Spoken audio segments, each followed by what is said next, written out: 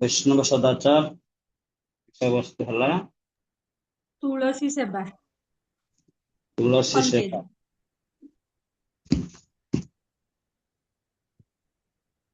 तुलसी हेले भक्ति देवी,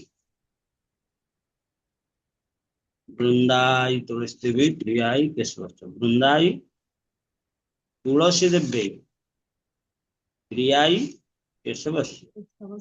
विष्णु भक्ति पते देवी सत्यवती नमो नमः। तबे तुलसी देवी विष्णु भक्ति प्रदान करती। भक्ति देवी हिसाब से जेहेतु परिचित से जो आम कौन करछे तुलसी देवी सेवा निहात वैष्णव अर्थ तुलसी सेवा। तुलसी सेवा कौन करवा ना तुलसी रे जलदान आउ विशेष भाव दीपदान धूपदान ये सब अच्छी। तुलसी पत्र भगवान को भोग तुलसी पत्र भगवान को भोग अर्पण करने निमित्त तथा पर चरण कमल रे लगाइवा निमित्त प्रयोग करा जाए। गुरु किंबा श्रीमती राधारानी को सुदत्त भोग रे तुलसी पत्र देवा उचित नहीं। गुरु किंबा श्रीमती राधारानी को प्रदत्त भोग रे तुलसी पत्र देवा उचित नहीं। श्रीमती राधारानी को हस्त रे तुलसी दिया जाई पारे। भगवान श्री कृष्ण कर तुलसी अत्यंत प्रिय अटे। अतएव तुलसी व्यतिरेक के भगवान भोग स्वीकार करते नहीं। यदि संभव ताहले प्रतिदिन तुलसी महारानी को सेवा करवा उचित। भक्ति मार्ग रे अग्रगति करबा निमित्त तुलसी सेवा अपरिहार्य।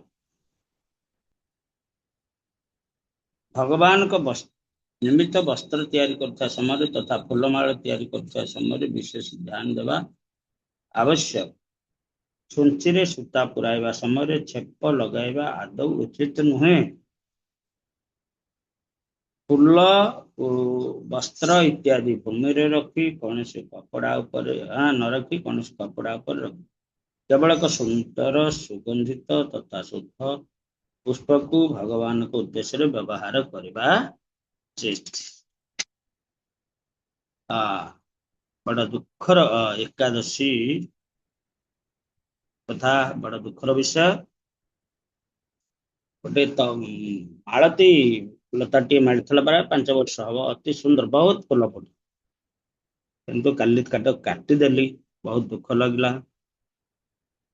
तो गोटे पिलर छड़ को माड़ी नुआई देला एते पूरा झांपिक रही जे से पिलर से छड़टा जो बाहर थिला पिलर ऊपर माने पिलर छात ऊपर पिलर पाई ताकू पूरा गुड़े की पूरा तेणु हलैला पवन हल्ले कौन हम घरटा ये हम बोली गली काटिदेली कहली किसी रखी थी किंतु आसला बेलू सबू ताकू निपात कर देछि। एटा बड़ कष्ट लगला बहुत कष्ट से गोटे कृष्ण तमाला आनी से भी नष्ट। अभक्त जो रहे सब नष्ट कर भल लगे।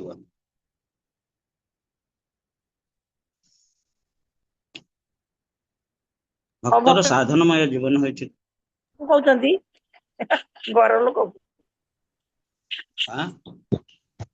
कहले अभक्त अभक्त क्या कहले जो रही जो गछ कटा हला जो माने भगवान उद्दिष्ट जो द्रव्य बा जावतीय जिनस नष्ट करती से नहीं सेटा जानी जे आपण एठी जो कहले ता सेटा कथि घर आपण निज तो काटिले घर कथा ता गुरु कोन कहली आपण एटा सुनलेनी कि दुखर सहित कहले तो असिधा अछि। तपस्या होची सकाळ उठिबा शीतल जल स्नान करबा खाइबा पीबा नियंत्रण सहवास संबंधित नियम अति कम शारीरिक सुख धन संचय इत्यादि। तपस्या भक्त निमित्त सबुठार महत्वपूर्ण तपस्या होती वर्ष केतक निर्दिष्ट दिन उपवास करबा एकादशी महत्वपूर्ण उत्सव आचार्य आविर्भाव तथा तिरोभाव दिवस इत्यादि उपवास करबा। ମାସରେ 2 ଥର ଏକାଦଶୀ ଆସେ। ଏକାଦଶୀ ଦିନରେ କେବଳ ଉପବାସ ନୁହେଁ ଏବଂ ଶ୍ରୀକୃଷ୍ଣଙ୍କ ପ୍ରତି ଶ୍ରଦ୍ଧା ଓ ପ୍ରେମ ବଢାଇବା ଉଚିତ। ସେଦିନ ଟିକେ ଭଜନ ସାଧନ ଅଧିକ କରିବା ଉଚିତ। ଅତଏବ ସମସ୍ତଙ୍କୁ ବୈଷ୍ଣବ ଏକାଦଶୀରେ ଉପବାସ ରହିବା ଉଚିତ। ଏକାଦଶୀ ଦିବସରେ ଉପବାସ କରିବାର ବାସ୍ତବିକ କାରଣ ହେଉଛି ଶରୀର ଆବଶ୍ୟକ ଯେତେ କମ କରିବା ଏବଂ ଅଧିକ ସମୟ ଭଗବାନଙ୍କ ସେବାରେ ଲଗାଇବା। ଇଏ ତ ତଥ୍ୟଗତ କଥା ହେଲା। ତାତ୍ତ୍ୱିକ ଦୃଷ୍ଟି କଣ? ଏକାଦଶୀ କାହିଁ ଆବିର୍ଭୂତ ହୋଇଛନ୍ତି? ଏକାଦଶୀ ଆବିର୍ଭୂତ ହେବାର ପରେ ନର୍କ ଯନ୍ତ୍ରଣାରୁ ସବୁ ପାପୀ ମାନଙ୍କୁ ଉଦ୍ଧାର କଲେ। ନା ଭଗବାନ ଆବିର୍ଭୂତ ହୋଇଛନ୍ତି ଏକାଦଶୀ ରୂପରେ।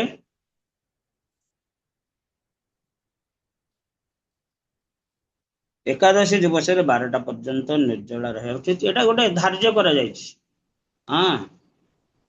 ଅନ୍ୟମାନେ ଯୋଉମାନେ କର୍ମକାଣ୍ଡ ଧାରାରେ ଏକାଦଶୀ କରନ୍ତି ସେମାନେ କହିବେ ଏବେ ଖାଇବନି ତ ଖାଇବନି, ନହେଲେ ଚୁଡ଼ା ବୁଡ଼ା ଚକଟି ଖାଇବ ଆଉ କଣ।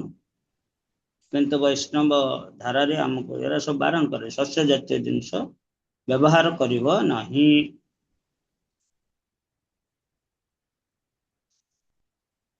ଏ ଫଳାହାର ଦଧି ଦୁଗ୍ଧ ଘିଅ ଆଳୁ କଦଳୀ ଅମୃତଭଣ୍ଡା ସେଉ ଅନାରସ ଅଙ୍ଗୁର ଚିନାବାଦାମ ନଡ଼ିଆ ଅଦା ଗୋଲମରିଚ ଇତ୍ୟାଦି ଗ୍ରହଣ କରିବା ଉଚିତ। ଏକାଦଶୀରେ ମୂଳା ଗାଜର କଦଳୀ ହଳଦୀ କଦଳୀ ମଧ୍ୟ ଖାଇବ। ହଳଦୀ ଚାଉଳ ଟମାଟୋ ବାଇଗଣ ଲାଉ କଖାରୁ କୋବି ବିଭିନ୍ନ ଡାଲି ଜାତୀୟ ଶସ୍ୟ ସମ୍ପୂର୍ଣ୍ଣ ରୂପେ ନିଷିଦ୍ଧ ଅଟେ। ନିଷିଦ୍ଧଟାକୁ ମନେ ରଖିବେ। ଉପବାସ ଦିବସରେ ଅର୍ଥାତ ଦ୍ୱାଦଶୀ ତିଥିରେ ପାରଣ ସମୟ ଅନୁସାରେ ନିର୍ଦ୍ଦିଷ୍ଟ ସମୟରେ ପାରଣ କରିବା। ଏକାଦଶୀର ଦିବସରେ ଚାଉଳ ଡାଲି ସମ୍ପୂର୍ଣ୍ଣ ରୂପେ ବର୍ଜିତ ଅଟେ। ଚାଉଳ ଡାଲି ସମ୍ପୂର୍ଣ୍ଣ ରୂପେ ବର୍ଜିତ ଅଟେ। ଯଦି କେହି ଏକାଦଶୀ ଦିବସରେ କୌଣସି ଭକ୍ତ ସମ୍ପୂର୍ଣ୍ଣ ଦିନ ସାରା ନ ଖାଇ ନ ପିଇ ଯଦି କର୍ତ୍ତବ୍ୟ କର୍ମ କରିପାରିଲା ତାହାର ଉପବାସକୁ ନିର୍ଜଳା ଉପବାସ କୁହାଯାଏ। ଅର୍ଥାତ ସେ ଏକାଦଶୀର ସମ୍ପୂର୍ଣ୍ଣ କୃପା ପ୍ରାପ୍ତ ହେବ। ଆମର କୋଉ ମାତାଜୀ କରୁଥିଲେ ନିର୍ଜଳା ଉପବାସ?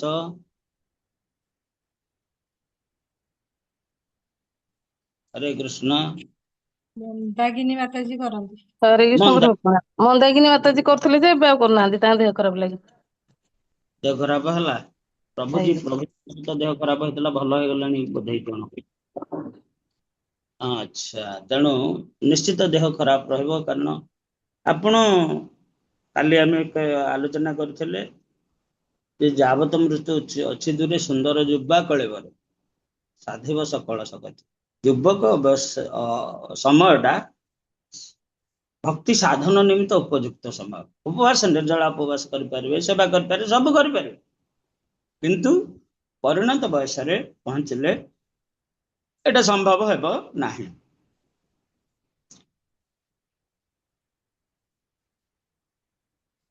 କିନ୍ତୁ ଯୋଉଟା ଯେମିତି ହେବା କଥା ହବ।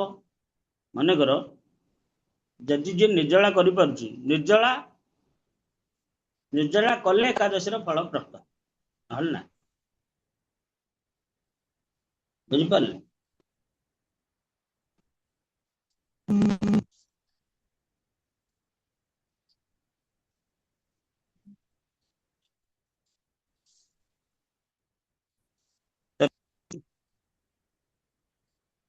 ଆମର ସଂଘର ପ୍ରଚାର କାର୍ଯ୍ୟ ଗୁରୁତ୍ୱ ଅଧିକ, ତେଣୁ ଏହି ଦିବସରେ ନିର୍ଜଳା ରହିବା ଦ୍ୱାରା ସେବା ପ୍ରଚାର କାର୍ଯ୍ୟରେ ବିଘ୍ନ ଘଟିପାରେ। ଏଥିପାଇଁ ନିର୍ଜଳା ଉପବାସ ନ କରିବା ଉଚିତ।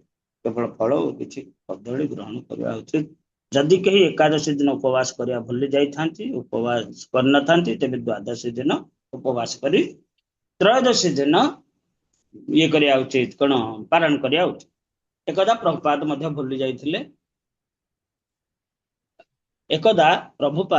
ଭୁଲି ଯାଇଥିଲେ। ତେଣୁ ପ୍ରଭୁପାଦ ଦ୍ୱାଦଶୀ ଦିନ ସେ ଉପବାସ କରିଥିଲେ।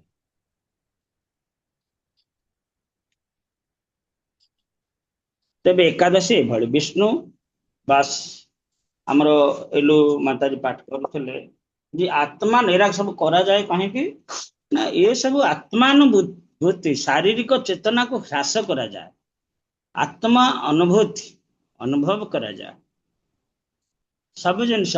ଏଇଠି ଆମର ଗୋଟେ ପ୍ରଶ୍ନ ଆସେ ମନକୁ, लोक हरे कृष्ण कृष्ण कृष्ण हरे हरे हरे राम कीर्तन करछन्ति, अष्ट प्रहरी करछन्ति, 64 प्रहरी करछन्ति, सब करछन्ति। जने साधु सेते समय न कले मध्य सदा सर्वदा केतेबेले अनुच्च स्वर रे, केतेबेले पूरा नीच स्वर जप करछन्ति, स्मरण करछन्ति। किंतु साधु आउ साधारण व्यक्तिर कीर्तन समान केबे समान ନାଇଁ ପ୍ରଭୁ। ना। साधु आत्मानुभूति लाभ करछन्ति, दिव्य स्थिति की जाइछन्ति, चित्त शुद्धि करछन्ति, तांकर हरिनाम कीर्तन करिया द्वारा निज तांक से तो शुद्ध हो जाइछन्ति एवं तांकर ई जो मुख निश्रुत वाणी द्वारा अन्य समस्त शुद्ध हन्ति। किंतु अन्य जो माने करूछन्ति सहजिया सहजिया से माने से स्थिति से नामर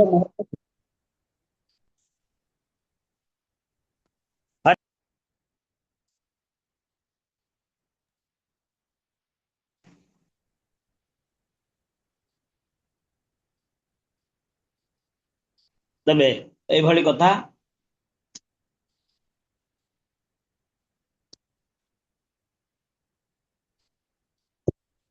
ये कथा भगवान ये महाप्रभु मध्य कहछन्ति जे कृष्ण भक्तिटा कृष्ण कृपा व्यतीत प्राप्त होई परिबा नाही। कृष्ण कृपा सहजरे मिलेनी, कारण सेटा को जगतर जिंस ଚିତ୍ कृष्ण ଜଗତର ଜିନିଷ ପ୍ରଭୁଜୀ, ଚିତ୍ ଜଗତର चीज जगत जिनस सहजरे मिलेनी। जदि मिले ताहले कृष्ण जहा को कृपा करियो, कृष्ण कृपा करले कृष्ण भक्ति वा तांक प्रति भक्ति। भगवान कहछन्ति जे विष एई मूर्ख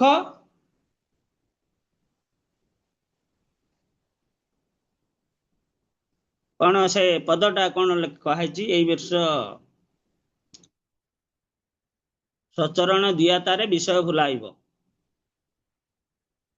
एई मूर्खे आमी विज्ञ, एई मूर्खे विषय के न दिव, सचरणामृत दुया विषय भुलाइब।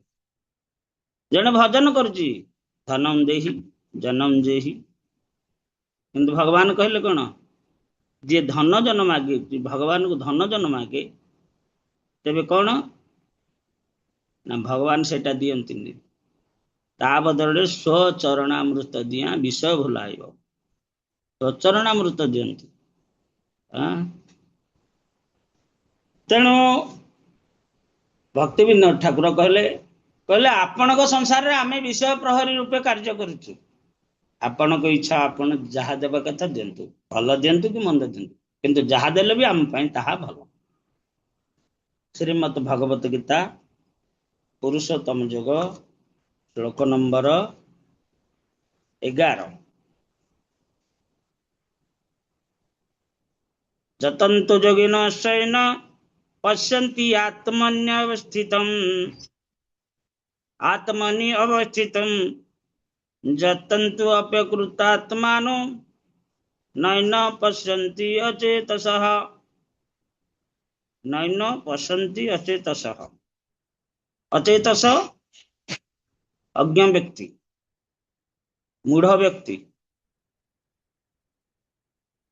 एठी कहगला नीच चेतना रे व्यक्ति, नीच चेतना स्तर रे थिबा व्यक्ति। जतन्तः योगिनः च एनं पश्यन्ति आत्मनि अवस्थित। योगी आत्मा रे अवस्थान करी कौन करे ये जिनस गुड़ाक किभली संगठित होउची से देखि पारे। कौन से जिनस उत्क्रांत स्थितम वा विभंजन वा गुणान्वित। ये जीव विषय किभली भंजुची जीवन काल मध्य रे, किभली मृत्युवरण करुची, किभली मृत्यु पर कष्ट प्रारब्ध भोगुची, किभली जन्म होउची। ये सब जिनस जी आत्मानुभूति स्थिति रे अछि से जोगी ही ताहा जानी पारे। ଯୋଉମାନେ ସେ ସ୍ତର ଲାଭ କରିପାରି ନାହାନ୍ତି ଯେତେ ଚେଷ୍ଟା କଲେ ବି ସେମାନେ ଏସବୁ ଦେଖିପାରିବେ ନାହିଁ। ତେଣୁ ସେଥିପାଇଁ କଣ କରାଯାଏ? 4 ନିୟମ କଡାକଡି ଭାବେ ପାଳନ କରେ। ଦ୍ୱିତପାନ ସ୍ତ୍ରୀ ଅସନା ତା ସହିତ 16 ମାଳା ଜପ କରିବେ, ସାଧୁ ସଙ୍ଗ କରିବେ, ଆଉ ହରିବାସ ହରିବାସ ଉପବାସ କରିବାକୁ ପଡିବ। କେହି କେହି କହନ୍ତି ଯେ ଆତ୍ମାକୁ କଷ୍ଟ ଦେଇକି କଣ ଉପବାସ କରିବା, ଭଗବାନଙ୍କୁ ଡାକିବା? ଆତ୍ମାକୁ କଷ୍ଟ ଦେବାକୁ କଥା ନାହିଁ ତ। ଆତ୍ମା କଣ? ଜୀବାତ୍ମା କଷ୍ଟ ପାଇବ, ମନ କଷ୍ଟ ପାଇବ ବୋଲି କହୁଛି। ଏଇଟା ନା ଶରୀର କଷ୍ଟ ପାଇବ। ସେମାନେ ଆତ୍ମା ବୋଲି ଶରୀର ଭାବନ୍ତି, ଶରୀର କଷ୍ଟ ପାଇଲା ଭଗବାନଙ୍କୁ କେମିତି ଡାକିବ? ନା ନା ନା, ଭଗବାନଙ୍କୁ ତ ଡାକୁ ନ ଡାକେ, କିନ୍ତୁ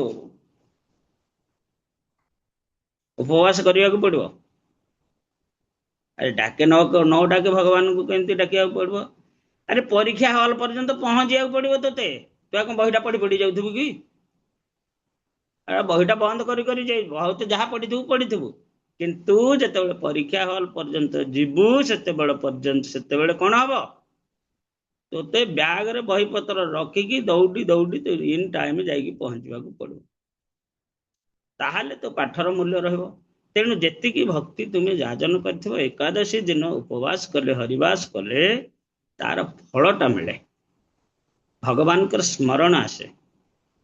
ଆପଣମାନେ ଅନୁଭବ କରିଥିବେ, ଆପଣ ଖାଇ ପିଇକି ଜପ କରୁଛନ୍ତି, ବାସ୍ ମନୋବୃତ୍ତିକି ଟିକେ ଲକ୍ଷ୍ୟ କରିବେ। କିନ୍ତୁ ଏକାଦଶୀ ଦିନ ଉପବାସ କରିକି ଜପ କରୁଛନ୍ତି। କୋଉ ଦିନ ଭଲ ଲାଗେ? କୋଉ ଦିନଟା ଭଲ ଲାଗୁଛି? ହରେ କୃଷ୍ଣ। କୋଉ ଦିନଟା ଭଲ ଲାଗୁଛି? ବିଶ୍ୱମଞ୍ଜରୀ ମାତାଜୀ। ଆଜ୍ଞା ପ୍ରଭୁଜୀ ପ୍ରଣାମ, ସମସ୍ତଙ୍କୁ ପ୍ରଣାମ। କୃଷ୍ଣ। ଏକାଦଶ ଦିନ ପ୍ରଭୁଜୀ। ଏକାଦଶୀ ଭଲ ଲାଗିବ, ଆପଣ ମାନେ ଅନୁଭବ କରୁଥିବେ। ଆମର ଆଜ୍ଞା ଦୀକ୍ଷିତ ଭକ୍ତକୁ ମୁଁ ଏଇ ଜିନିଷ ପଚାରେ, ପ୍ରଭୁ ଏକାଦଶୀ ଦିନ ଏକାଦଶୀ ଦିନ ମାନେ ଅଧିକ ବି ହୁଏ, ଇଚ୍ଛା ବି ଆଗ୍ରହ ବି ଲାଗେ ଅଧିକ କରିବାକୁ। ବହୁତ ଆଉ ଆଗ୍ରହ ଲାଗିବ, ଆଜ୍ଞା ବହୁତ ଆଗ୍ରହ ଲାଗିବ। ତେଣୁ ଯୋଉମାନେ ଏକାଦଶୀ ଆପଣ ମାନେ ହରିବାସ ପାଳନ କରନ୍ତୁ, ହରିବାସ ଆମକୁ କୋଉଠି ପହଞ୍ଚିବ? ପରୀକ୍ଷା ହେଲେ ଆମେ ଆମ ଘରେ ପଢିଛେ ସବୁ କରିଛୁ, କିନ୍ତୁ ପରୀକ୍ଷା ଦେବା ପାଇଁ ପରୀକ୍ଷା ହଲକୁ ଯିବାକୁ ପଡିବ ନା। ସେଥିପାଇଁ ହରିବାସ କରିବାକୁ ପଡିବ। ହରିବାସ କଲେ ମନ ଯାହା କଣ କରିଛେ, ଆମେ କେତେ ଭଜନ କରିଛେ, କଣ କରିଛେ, ସେଇଦିନ ସ୍ମରଣ ଆସିବ। ଅନ୍ୟ ଦିନ ସ୍ମରଣ କରିପାରିବା ନ କରିବା, ସେଇଦିନ ସ୍ମରଣ ଆସିବ। ଆଉ ସେଦିନ ଭଜନଟା ଅତି ଭଲ ଲାଗେ। ପ୍ରଭୁଜୀ ପୁଣି ଘରେ କରିବା ଆଉ ମନ୍ଦିରରେ ରହିକି ସେଦିନ ଜପ କରିବାଟା ବି ତା ଭିତରେ ବି ବହୁତ ପାର୍ଥକ୍ୟ ଅଛି। ମନ୍ଦିର ଭିତରେ ଜପ କରିବା, ଏକାନ୍ତ ଜପ କରିବା, ଏସବୁ ଅଛି। ଆଜ୍ଞା ଦେଖନ୍ତୁ ଭକ୍ତ ସେମାନେ ଏକାନ୍ତ ଜପ ମନ୍ଦିରରେ, କେତେକ ବ୍ରହ୍ମଚାରୀ ଅଛନ୍ତି ମୁଁ ଲକ୍ଷ୍ୟ କରିଛି, ସେମାନେ ଭଗବାନଙ୍କ ପାଦପଦ୍ମଙ୍କୁ ଲକ୍ଷ୍ୟ କରି ଜପ କରନ୍ତି, ନାମ ଜପ କରନ୍ତି ସବୁଦିନ। ବହୁତ ଉତ୍କୃଷ୍ଟ କଥା, ଉତ୍କୃଷ୍ଟ ପନ୍ଥା ମଧ୍ୟ। କିନ୍ତୁ ଗୋଟେ ଗ୍ରୁପରେ ବସିକି ଗୁରୁଦେବଙ୍କ ସମ୍ମୁଖରେ ବସିକି ଜପ କରିବା ସେ ଅଲଗା କଥା, ଗୁରୁଦେବଙ୍କ ତତ୍ତ୍ୱାବଧାନରେ। କିନ୍ତୁ ଅନ୍ୟ ମାନଙ୍କ ଭିତରେ କିଏ କେମିତି ଜପ କରୁଥିବ, କିଏ ଉଚ୍ଚ ସ୍ୱରରେ ଜପ କରୁଥିବ, କିଏ ନିଚ ସ୍ୱରରେ, କିଏ ମନୋଭାବରେ। ତେଣୁ ବାସ୍ତବିକ କୃଷ୍ଣ ପାଦ ପଦ୍ମରେ ମନକୁ ସ୍ଥିର କରିବା ପାଇଁ ଆଉ ସେତିକିବେଳେ ଯୋଉ ଜପ କରାଯାଏ, ସେଟା ଏକାନ୍ତ ଭାବରେ ଜପ କଲେ ଭଲ। ଏକାନ୍ତ ଅର୍ଥାତ ଯେ ପାହାଡ ପର୍ବତକୁ ଯାଇକି ଜପ କରିବା, ଯୋଉମାନେ କରିପାରୁଛନ୍ତି ସେ କଥା ଉଚ୍ଚ ସ୍ତରର କଥା। କିନ୍ତୁ ବିଶେଷ ଭାବେ ଯୋଉଠି କିଛି ଡିଷ୍ଟର୍ବାନ୍ସ ନଥିବ ସେଇ ଜାଗାରେ ଜପ କରିବା। ରାଶେଶ୍ୱରୀ ମାତାଜୀ କଣ ଆଜ୍ଞା ନାତି ନାତୁଣୀ ଡିଷ୍ଟର୍ବ କଲେ ସେଠି ଘରଠିକି ପଳେଇବା, ଆଜ୍ଞା ସେଠି ଘରଠିକି ପଳେଇବା। ଆଜ୍ଞା ହଁ, ନାଇଁ 15 ଥର କହିବା, ପାଟି ବନ୍ଦ କର, ପାଟି ବନ୍ଦ କର, ମୁଁ ଜପ କରୁଛି, ପାଟି ବନ୍ଦ କର, ଦେଖାଯାଉନି ତମକୁ? ଏଇଟା କହିବା ଅପେକ୍ଷା ଏକାନ୍ତ ସ୍ଥାନକୁ ଯିବା ହାରି, ଯୋଉଠି କେହି ଯିବେନି, ସେଇଠି ଜପ କରିବା। ଗୌରକିଶୋର ବାବାଜୀ ମହାରାଜ କୋଉଠି ଜପ କରୁଥିଲେ ନା ଯୋଉଠି ଦୁର୍ଗନ୍ଧ ବାହାରୁଥିଲା। ଏଇ ଯୋଉ ଅନ୍ୟ ଲୋକ ଯୋଉଠିକି ଯିବେନି, ସେ ବିଲକୁଲ ଜନସଂଘ କରନ୍ତିନି ତ, ସେ ପରମହଂସ, ତେଣୁ ତାଙ୍କ କେବଳ ତାଙ୍କ କଥା ସ୍ମରଣୀୟ, କରଣୀୟ ନୁହେଁ। କରଣ ଆମେ ଯୋଉଟା ଆମକୁ ଭଲ ଲାଗୁଛି, ଆମକୁ ଯେମିତି ଭଗବାନଙ୍କ ନାମ ଉଚ୍ଚାରଣ କରୁଛେ ଶୁଦ୍ଧ ଭାବରେ କରିପାରିବା, ସେଇ ସ୍ଥାନକୁ ଆମେ ଚୟନ କରିବା। ଆଉ ଏଇ ହରିବାସ ଭକ୍ତ ସଂଘ ଏସବୁ ଆନୁଷଙ୍ଗିକ ଜିନିଷ ଆମେ କରିବାକୁ ପଡିବ, ଅଳ୍ପ ଅଧିକ ଏସବୁ କରିବାକୁ ପଡିବ।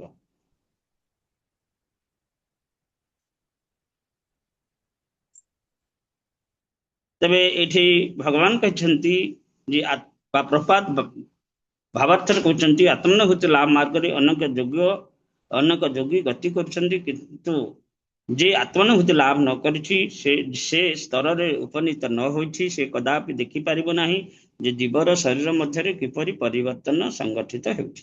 ଏ ସମ୍ପର୍କରେ ଯୋଗୀନ ଶବ୍ଦ ବଡ଼ ଅର୍ଥପୂର୍ଣ୍ଣ ଅଟେ। ଆଜିକାଲି ଅନେକ ଯୋଗୀ ଦେଖିବାକୁ ମିଳନ୍ତି ଏବଂ ଅନେକ ତଥାକଥିତ ଯୋଗ ସଂଘ ମଧ୍ୟ ଅଛି, କିନ୍ତୁ ବାସ୍ତବରେ ସେମାନେ ଆତ୍ମନୁଭୂତି ଲାଭ ମାର୍ଗରେ ଅନ୍ଧ ଅଟନ୍ତି। ଆତ୍ମାନୁଭୂତି ଲାଭ ପାଇଁ କେବଳ ହରିବାସରେ ଯୋଉ ଅନୁଭୂତି ସେଇଟା ଠିକ।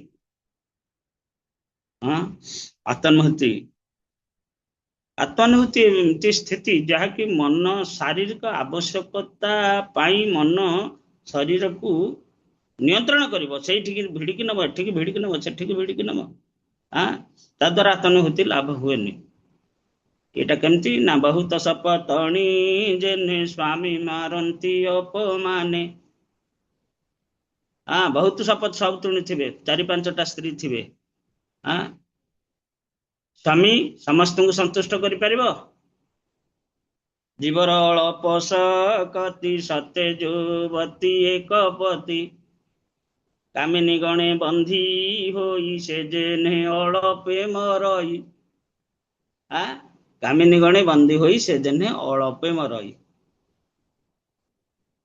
କାରଣ କାହିଁକି ଅସମୟରେ ମୃତ୍ୟୁ ବରଣ କରିବ ନା, ତାର ଶକ୍ତି, ଜୀବର ଶକ୍ତି ସଦା ସର୍ବଦା ସ୍ୱଳ୍ପ। ତେଣୁ ତା ପାଇଁ ଯେତିକି ପ୍ରେସକ୍ରାଇବ ହେଇଛି ସେତିକି ଔଷଧ ସେ ଗ୍ରହଣ କରିବ। ଅଧିକ ଔଷଧ ଗ୍ରହଣ କଲେ କଣ ହବ? ଅଧିକ ଔଷଧ ଯଦି ଏକାଥରେ ଖାଇଦବ, ଲୋକ ଜଣେ କହିଲା ଆରେ ମୁଁ କଣ ଦିନକୁ ଥରେ ଗୋଟେ ଡାକ୍ତର କହିଛି ଫାଳେ ଫାଳେ ଔଷଧ ଖାଇବି କି, ସବୁ ଯାକ ଖାଇଦେବି ଏକାଥରେ ଭଲ ହେଇଯିବ। ଆଗ ଦିନକୁ କଣ ଫାଳେ ଫାଳେ ଖାଇବି, ଖାଇଦେଲା ଭଲ ହେଲା ନା ହେଇନଥିବେ, ଏକା ବେଳେ ଯାଇଥିବ।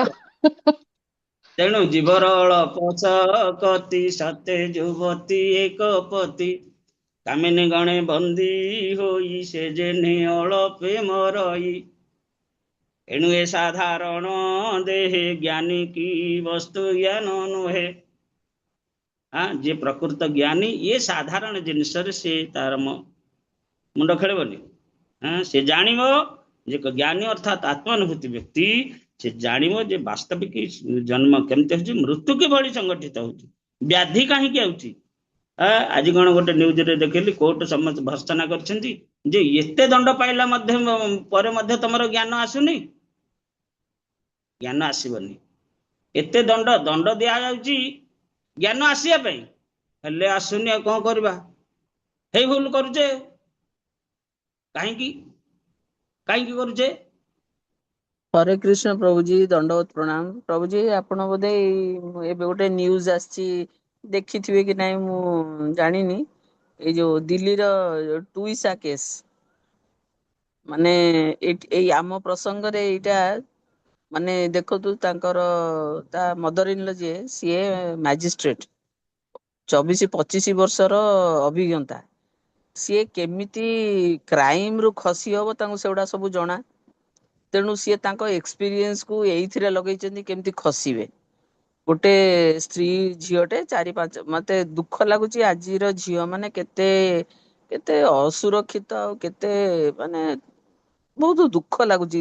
ଗୋଟେ ବାପା ମାଙ୍କର ଛୁଆଟେ, ସେ ତାକୁ ଜନ୍ମ କରି ବଢେଇଛନ୍ତି, ସବୁ କରିଛନ୍ତି, 3 ମାସ ହେଇନି ବାହାଘର ହେଇଛି, ତମେ ତାକୁ ମାରି ମାରି ମୁରି ପୁରା ପୁରି ନିଜେ ଖସି ଯିବାର ବାଟ ବି କରିଛ।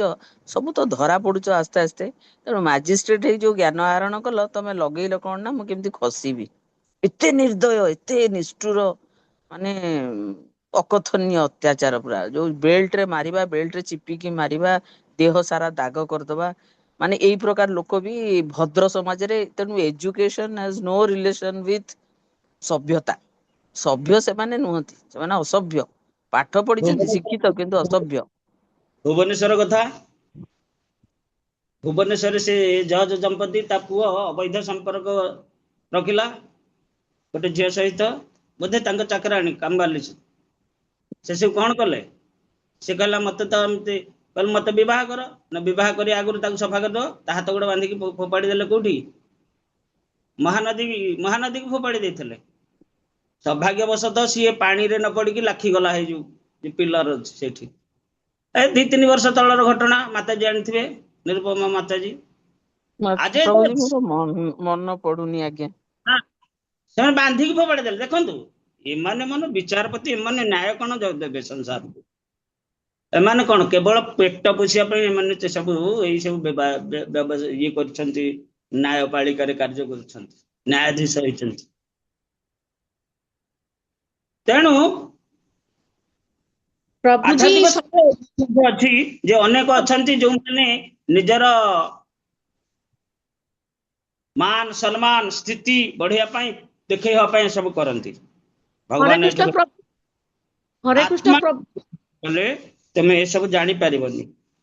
ହରେ କୃଷ୍ଣ। ମାତାଜୀ କଣ କହୁଛନ୍ତି?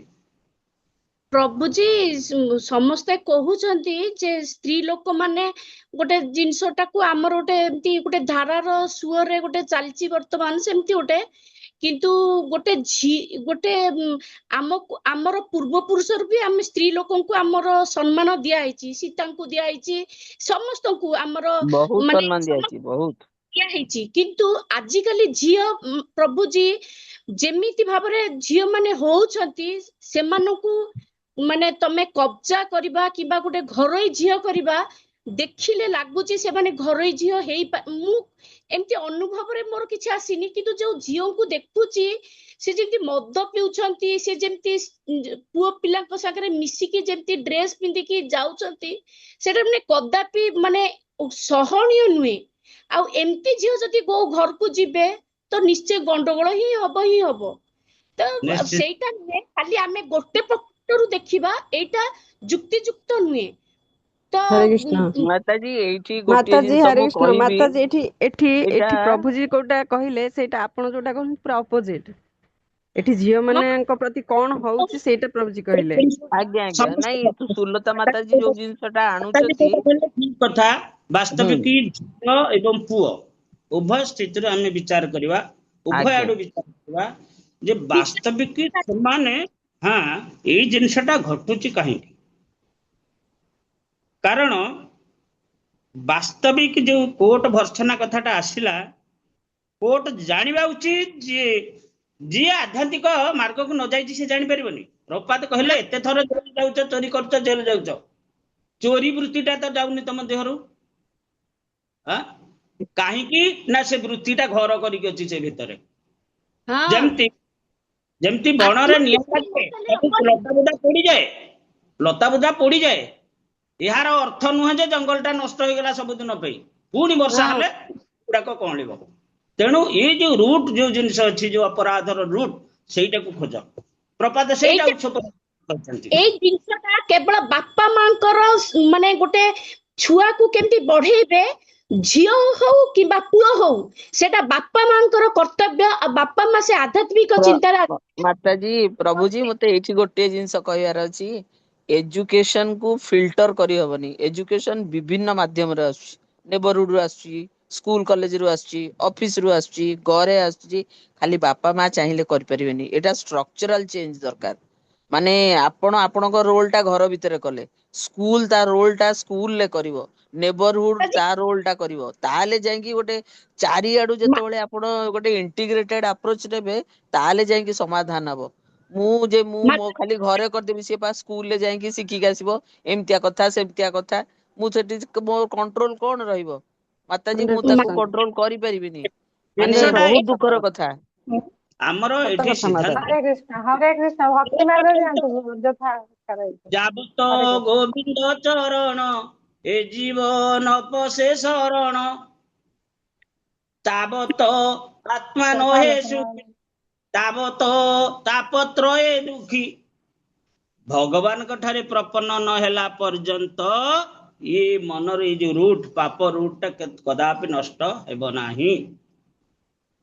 ତେଣୁ ଭିଦ୍ୟନ୍ତେ ହୃଦୟ ଗ୍ରନ୍ଥି ଛିନ୍ଦନ୍ତେ ସର୍ବସଂଶୟା କିୟନ୍ତେ ଯସ୍ୟ କର୍ମାଣି ଦୃଷ୍ଟ ଏବାତ୍ମନେଶ୍ୱରେ।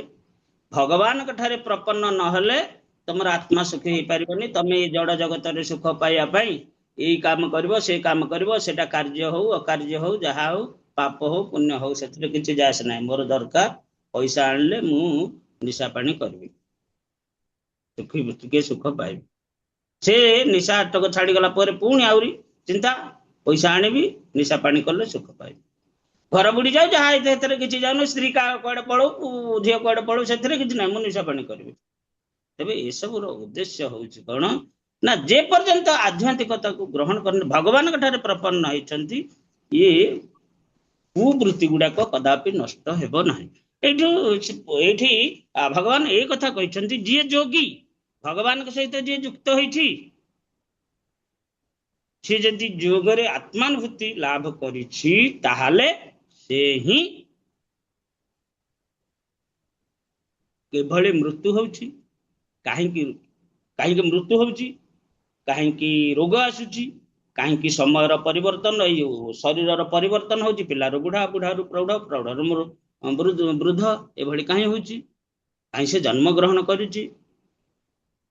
ଏ ଭାବନା, ଏଇ ଯୋଉ ଭାବନାଟା ଏଇ ଜିଜ୍ଞାସାଟା ତାର ଆସିବନି। ତେଣୁ ଆତ୍ମାनुभୂତି ନିହାତି ଦରକାର। ଆସିଲେ ସେ ସବୁ ଜିନିଷ ଜାଣିବ। ପ୍ରଭୁଜୀ ଭଗବାନ ସେଥିପାଇଁ ମଣିଷକୁ ଦୁଃଖ ଦେଇଛନ୍ତି, ଯେ ଦୁଃଖ ଭୋଗିଲେ ହିଁ ମଣିଷ ପ୍ରପନ୍ନ ହବା ଭଗବାନଙ୍କ ଚରଣରେ। ମଣିଷ ନୁହଁ, ଏ ଜୀବକୁ ଦୁଃଖାଳୟକୁ ପଠେଇଛନ୍ତି। ଏ ଜଗତଟା ଦୁଃଖାଳୟ, ଏ ଜଗତଟା ଦୁଃଖାଳୟ ଅଶାଶ୍ୱତ।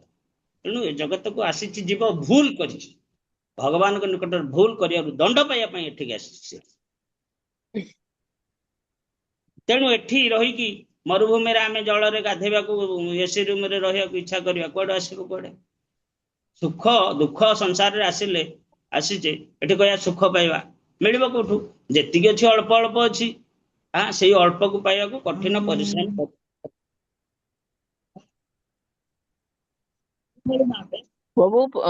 ପ୍ରଭୁଜୀ ହରେ କୃଷ୍ଣ ଦଣ୍ଡବତ ପ୍ରଣାମ। ପ୍ରଭୁଜୀ ଯୋଉ ଆମେ ତ ସପ୍ତମ ସ୍କନ୍ଧକୁ ଆମେ ଯିବା, ଯୋଉ ପ୍ରହ୍ଲାଦ ମାତୃ ଗର୍ଭରେ ଯୋଉ ଶିକ୍ଷା କରିଥିଲେ ଆଉ ଯୋଉ ଉପଦେଶ ଦେଇଛନ୍ତି ତାଙ୍କ ସହପାଠୀ ମାନଙ୍କୁ, କାଲି ଆମେ ପଢୁଥିଲୁ।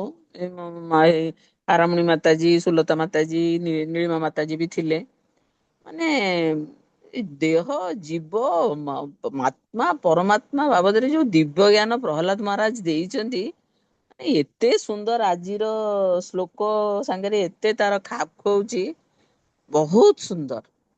ପ୍ରକୃତରେ ଆମେ ନିଜକୁ ପଚାରିବା ଦରକାର, ମୋ ମୁଣ୍ଡଟା କଣ ଆତ୍ମା କି? ମୋ ଗୋଡ ହାତ କଣ ଆତ୍ମା କି? ମୋର ଆଖିଟା କଣ ଆତ୍ମା କି? ଯେମିତି ମାନେ ଗୋଟେ କୋଉଠି ସୁନା ଅଛି, ଜଣେ ଜାଣିବା ପାଇଁ ସେ କେତେ ରାସାୟନିକ ପ୍ରକ୍ରିୟାରେ ଯାଇକି, କାରଣ ତାର ସେ ବିଦ୍ୟା ଥିବା ଦରକାର। ସେ ବିଦ୍ୟା ହେଲେ ଖୋଳି ଖୋଳି ସେ ଯାଇକି ସୁନା ପଥର ଭିତରୁ ବାହାର କରିବ। ସେମିତି ଗୋଟେ ଲୋକର ସେଇ ପ୍ରକାର ଜ୍ଞାନ ଆସିଲେ ସିଏ ଖୋଜି ଖୋଜିକି ଯାଇକି ଆତ୍ମାର ପରମାତ୍ମାର ସନ୍ଧାନ ପାଇବ, ନହେଲେ ସେ ସନ୍ଧାନ ପାଇପାରିବ ନାହିଁ। ତେଣୁ ସେଇ ଯୋଉ ଆତ୍ମା ଉପଲବ୍ଧି କଥା କୁହାଯାଉଛି, ତା ପାଇଁ ଆପଣ ଯୋଉ ସବୁଦିନ ଆମକୁ କହୁଛନ୍ତି ବି ଯୋଉ ପ୍ରକ୍ରିୟାରେ ଆମେ ଯିବା କଥା, ସେଟା ବହୁତ ମାନେ ତା ସାଙ୍ଗରେ କିଛି କମ୍ପ୍ରୋମାଇଜ ନାହିଁ। ସେଗୁଡାକ ଆମକୁ ଗ୍ରହଣ କରିବାକୁ ହିଁ ପଡିବ। ଆମେ ନିତ୍ୟ ମାନେ ଯୋଉ ଭାଗବତ ଶ୍ରବଣ କରୁଛେ, ଯୋଉ ବୈଷ୍ଣବଙ୍କର ଯୋଉ ବୈଷ୍ଣବ ସଦାଚାର କଥା କୁହାଯାଉଛି, ତାହାର ତ ବହୁତ ରେଲିଭାନ୍ସ ଅଛି ଆମ ମାନେ ଏଇ ଭକ୍ତି ମାର୍ଗ ପାଇଁ, ବହୁତ ରେଲିଭାନ୍ସ। ହରେ କୃଷ୍ଣ।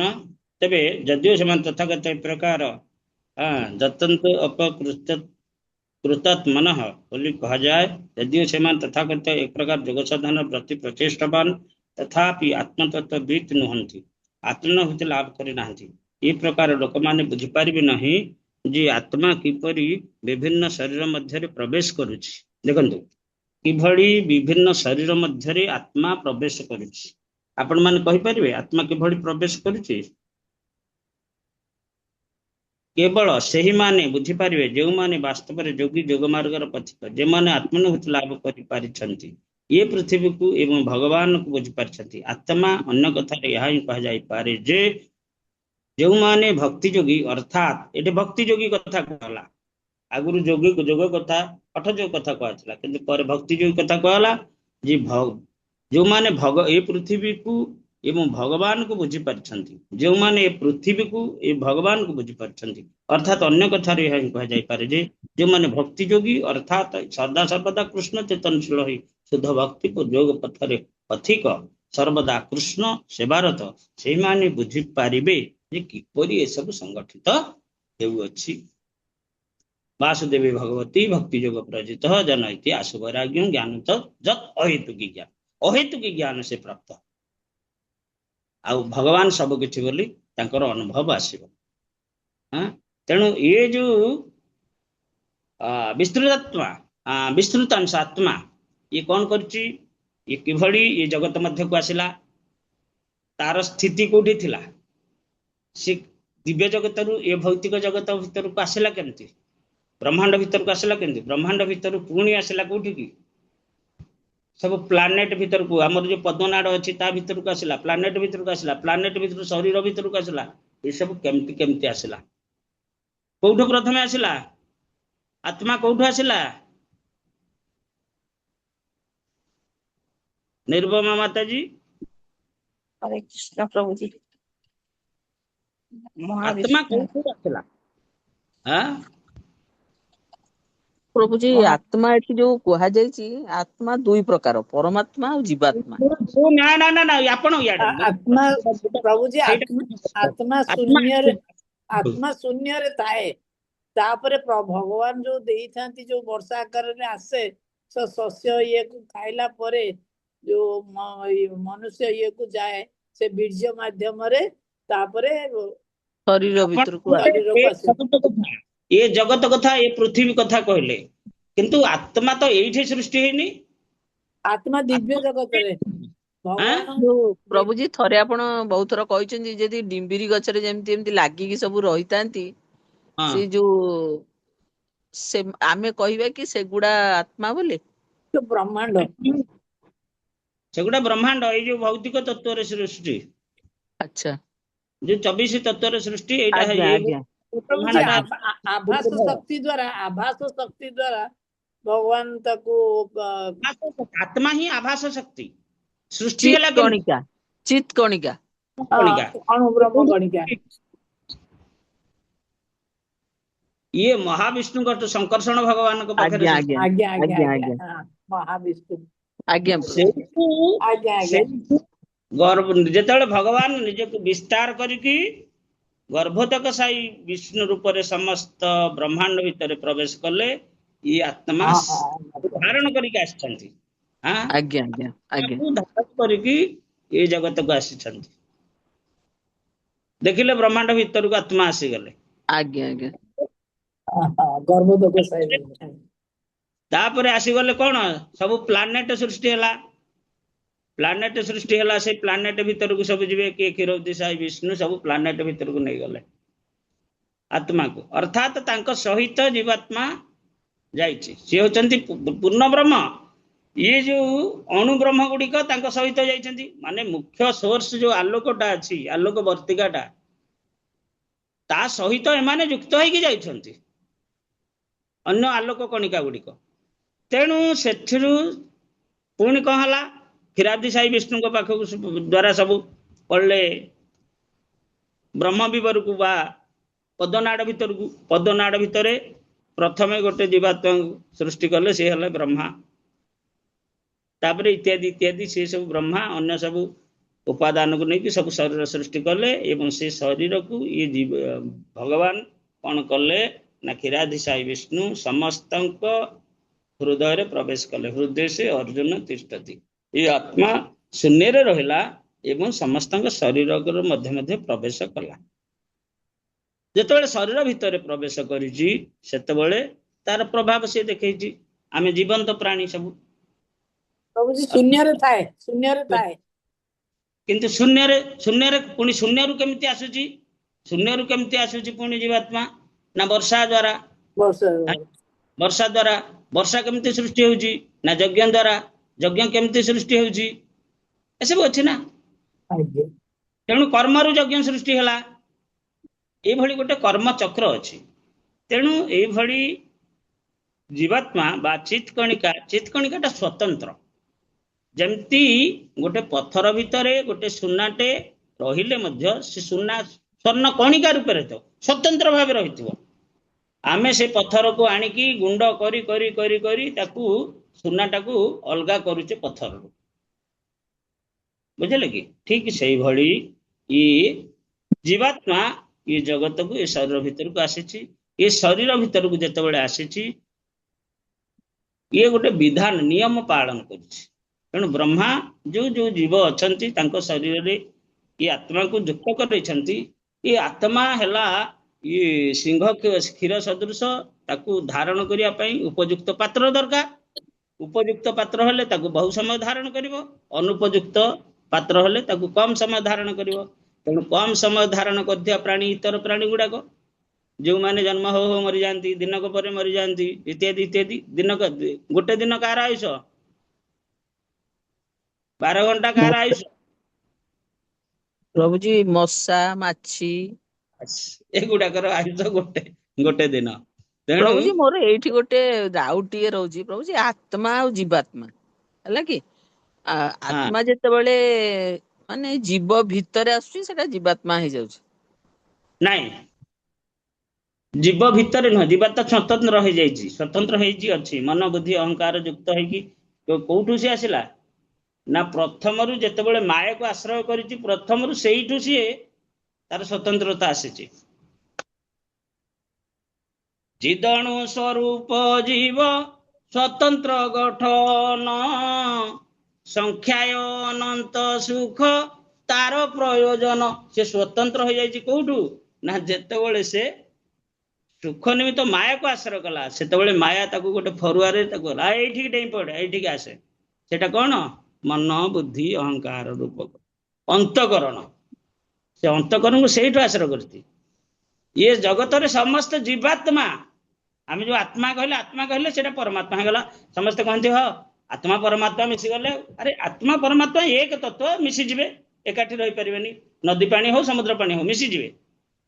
ତାଙ୍କର ଧର୍ମ ଗୋଟେ ଏକ। ସେ ଲୁଣିଆ ହଉ ମଧୁର ହଉ ସେଥିରେ କିଛି ଆସେ ନାହିଁ। କିନ୍ତୁ ଧର୍ମଟା ଗୋଟେ, ତେଣୁ ମିଶିଯିବେ। ସିଏ ଆତ୍ମା ପରମାତ୍ମା ମିଶିଯିବେ, କିନ୍ତୁ ଜୀବାତ୍ମା ପରମାତ୍ମା କେବେ ମିଶିବନି। ଆଜ୍ଞା ଆଜ୍ଞା। ଆତ୍ମାରେ ସେ ଅନ୍ତକରଣ କେତେବେଳେ ଆସେ?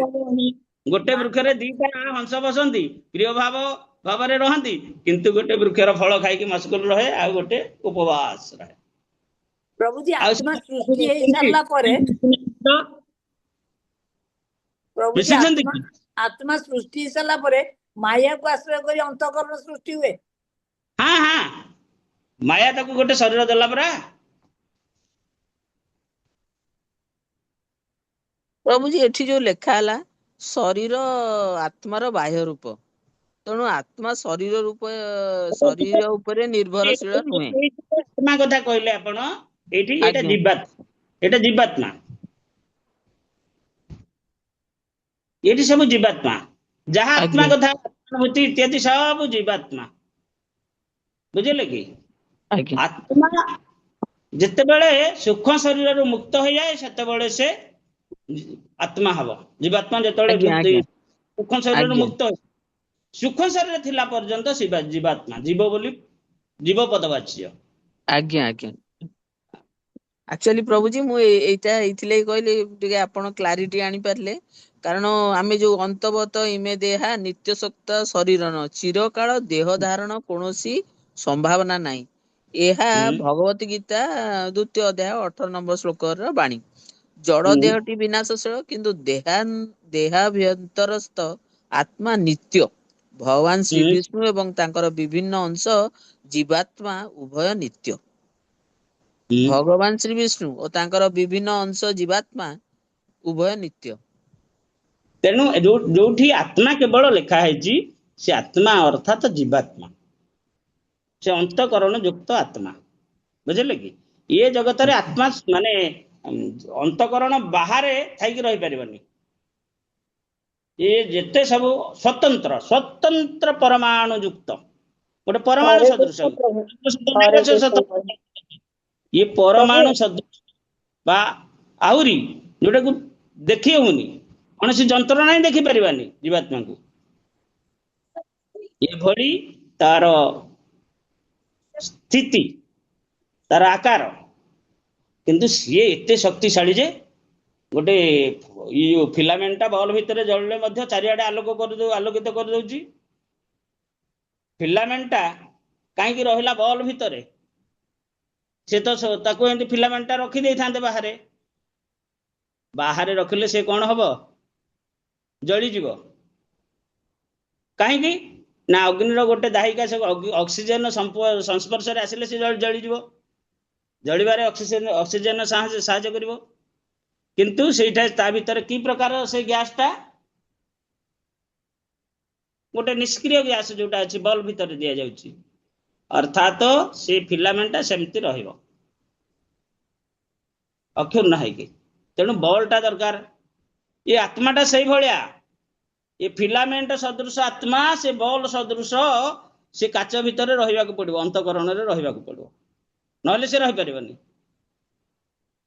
बुझ परले आज्ञा प्रभुजी सेइथिले कि एठी लेखाला मनुष्यर जड़ देहर जन्म हुए भ्रूणकोश और बीर्जर मिश्रण हेबा फଳରେ किंतु जन्मर इतिहास हेउची जे मैथुन परे भ्रूणकोश और बीर्जर मिश्रण हेले मध्य सबु समय गर्भधारण हुए नाही सेई मिश्रण रे जदि आत्मा प्रवेश न करे ताहले गर्भधारणर कोनोसी संभावना नथाए किंतु जेतेबेले आत्मा सेई मिश्रण रे आश्रय ग्रहण करे सेतेबेले देहर जन्म स्थिति वृद्धि रूपांतर क्षय हुए एवं अवशेष रे देहर विनाश हुए नहीं ये तो आत्मा सुख शरीर को आश्रय करिकी अर्थात गोटे बॉल को आश्रय करी फिलामेंट रहिला बेला बॉल तार केमती जळुची आलोक घर आलोकित करूची सब तेणु जीवात्मा वर्तमान आत्मा जीवात्मा भीतर रही ये जो अंतकरण भीतर रही तार प्रभाव विस्तार कला किंतु जेतेबेले आमे ताकू जेतेबेले मनीष व्यवहार करूची केतेबेले मन करे टॉर्च लाइट गोटे बॉल अछि बॉल भीतर तार फिलामेंटा सूक्ष्म फिलामेंटा अछि तेणु टॉर्च टाक व्यवहार करूची पुणी अर्थात ये बॉल टा रहुची कोठी ना गोटे शरीर भीतर ये शरीर आज्ञा से बॉल टाको धारण करवा पाई उपयुक्त हेबा दरकार यदि बॉल को शरीर धारण करि परिबनी ताले शरीर वृद्धि हेबनी जेमती आपण कहले जे रज बीज कले संगम काले से जेनी जो उपयुक्त परिपक्व जरायु आउ विभिन्न प्रकार उपादान अनुकूल उपादान हेले से शरीरटा सेठे वृद्धि पाइबो से जो रज आ बीर्ज ये आज्ञा अस्थि मांस इत्यादि ये सब मिसिकी शरीरटा वृद्धि हो या अर्थ बॉलटा माने वृद्धि होनी आज्ञा आज्ञा टर्चटा बड़ टर्च छोट टर्च ए भलिया बड़ी बड़ी चलियो तेणु किए केते धारण करि परची छोट शरीर जेमती मशा कहले गोटे 12 घंटा भीतर से नष्ट हो जिवो हाथी भलिया जे 200 300 400 वर्ष बंचुची देवता माने गोटे मनंतर बंचुछंती ब्रह्मा केते पराध 2 पराध वर्ष बंचुछंती सिद्ध लोक माने अछंती जो माने सिद्ध लोक से मने ब्रह्मा का सदृश ए भली सब कैटेगरी अछि हां हमर कोन कहा गला ब्रह्म संहिता रे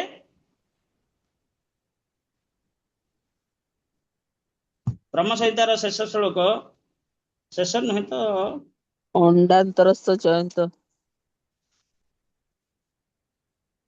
नहीं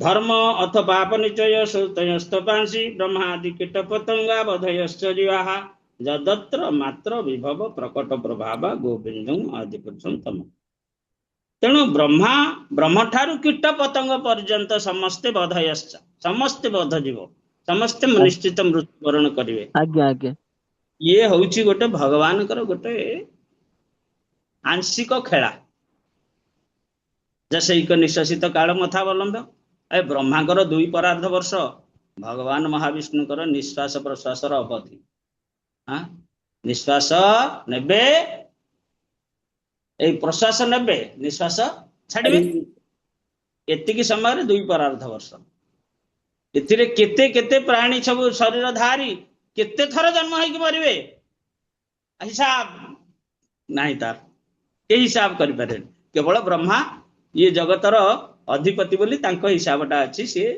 एई माने सृष्टि की मरंती एई भगवानकर निश्वास प्रश्वास नबा समय भीतर प्रभुजी हरे आज कृष्ण जे 11 नंबर श्लोक रे कहगला एई प्रोसेस गुडा को जो संगठित होउची जे जहार ज्ञान न थाए से बुझी पारेनी हाँ आत्मा केमती शरीर भीतर को आसुची केमती जाउची हाँ एई ज्ञान प्रभुजी हाँ से जिनसटा कहछन्ती परा आज्ञा आत्मा शरीर भीतर को आसिला कर्म कला विभिन्न प्रकार भोगवांछा कला तार शरीरर अनुपयुक्त अवस्था से मृत्युवरण कला अन्य शरीर को गला किंतु अन्य शरीर को जीव केमिति किए ताकू नौची ना वायु जेभली गोटे स्थान गंध को अन्यत्र स्थानांतरित करे ठीक से भली ये विभिन्न प्रकार कामना युक्त हो जीवात्मा जिते शरीर त्याग करे जिते बड़े जो से काम जो कामना तार थिबो से कामना अनुଯାयी से शरीर प्राप्त हो यथा एते तपस्या करी भरत महाराज जिते मृग चेतना युक्त हो मृत्युवरण कले से मृग शरीर प्राप्त हले हरे कृष्ण प्रभु बढ़िया प्रभुजी प्रभुजी बाबूजी प्रभुजी मोर ଆଉ ଟିକେ उद्धार ଥରେ नहीं मते आत्मा लागुनी मोर ସୃଷ୍ଟିଟା ଟିକେ उद्धार ଅଛି କହିବେ नहीं आउ कौन संदेह रहिला चेतना कि तो एते कलुषित चेतना मोर उद्धार नहीं प्रभुजी मते जमा लागुनी मोर उद्धार अछि महाप्रभु आछंती उद्धार करिया पे आउ आमे कोन आमे भाबिबा उद्धार आमे उद्धार कथा कोन आमे भाबिबा महाप्रभु उद्धार करिया ना हमको आमे खाली हाथ टेकिबा ऊपर को ऊपर को हाथ टेकिबा समस्त होई ऊर्ध्वमुख डाकिबा आज्ञा नारायण प्रभुजी आज्ञा प्रभुजी हरे आपनको कथारे तो माने पूरा पूरा माने लागुची जे नाही उद्धार ପ୍ରଭୁଜୀ कर ପୁରା देबे ଏକଦମ ଦିବ୍ୟ ଜଗତକୁ ଗଲା ଭଳିଆ ଲାଗୁଛି କିନ୍ତୁ प्रभुजी ପ୍ରଭୁଜୀ आपण जेमती माने जेते संवेदनशील हेकी जेतिकी मोटिवेट करी कहउचंदी लागुची किछि we see some light in the dark किंतु प्रकृत रे कोन उद्धार अब केमिति कोन ए जो चेतना कथा गोटे जिनस प्रकृत रे सर्वदा गुरुत्व दिया जाय कि कहा जाउछि गुरु मुख पद्म वाक्य चित्त करिया गुरुदेव को आश्रय करंतु गुरुदेव जेतिकी कहबे सेतिकी पालन यथेष्ट बहुत ज्ञान अभ्यास करिया आवश्यक नहीं गुरुदेव जहाँ कहते सेतिकी बहुत यथेष्ट ये महाप्रभुंकर धारा हरे कृष्ण हाँ आमर ये माताजी आसचंती डॉक्टर चिन्मयी पट्टनायक माताजी आप दंडवत प्रणाम आपन को स्वागत आपन टिके आपन को परिचय देबे कि हरे कृष्ण माताजी चिन्मयी माताजी आपनकर टिके